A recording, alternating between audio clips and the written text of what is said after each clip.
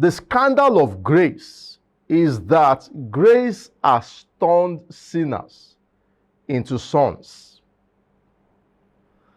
The scandal of grace is that grace turns condemned people into justified people.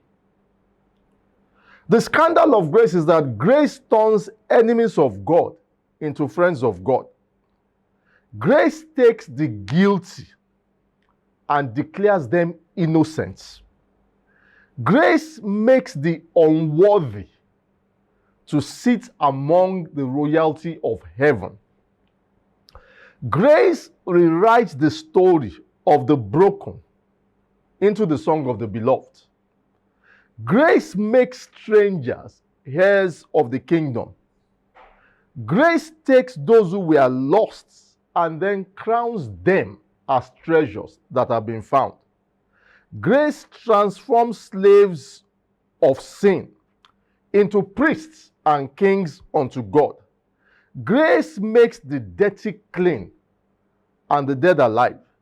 Grace takes the unqualified and places them in the front line of God's purposes.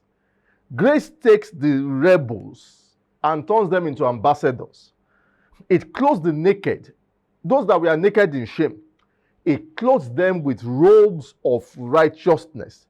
It shifts you from the sentence of hell into the welcome of heaven. Grace silences the accuser's voice with the Father's embrace. It takes the least deserving and makes them the most celebrated. Grace does not just cancel your past, it writes you into God's future.